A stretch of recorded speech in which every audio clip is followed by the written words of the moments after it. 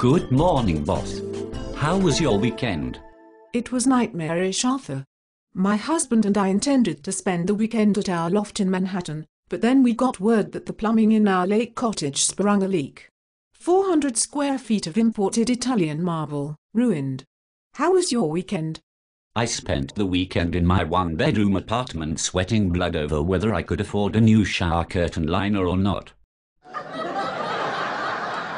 Ultimately, I decided to just buy a bottle of anti-mildew cleanser and run the numbers again after my tax refund arrives. Did you get copies made for my meeting this morning, Arthur? You mean the meeting between you and a half dozen other executives who are all half my age and earning 3 times as much as me? Yes, I made your copies.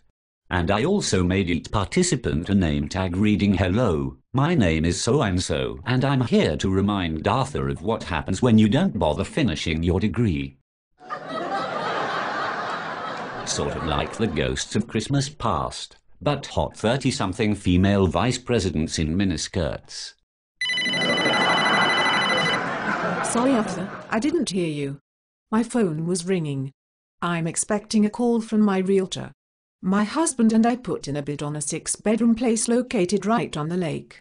And I'm expecting a call from my landlord. They may have made strides in identifying the severed human head that was discovered in my apartment building lobby.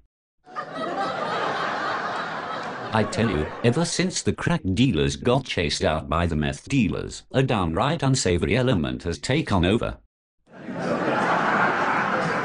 What else did you do this weekend, boss? My husband and I went to a wine auction on Sunday. I spent $500 on a case of Australian red. $500? Gosh, for that kind of money I could finally purchase that back alley lobotomy I've been craving. Just think, a strategically placed coat hanger through my ear, and I'm almost certain I could expunge myself of the part of my brain that makes me cognizant of the fact that I have only one life. And I'm frittering it away at a career that eats away at my soul like compound W dissolves a wart. You have a very negative attitude, Arthur. Are you religious? My husband and I attended Mass yesterday. It was very moving. I lit a candle yesterday praying fervently for an asteroid like the one that killed off the dinosaurs. Does that count? But I'd settle for a small meteor hitting me right square in the forehead. I'd be put out of my misery and the cast of Jersey Shore could continue their usurpation of Western culture.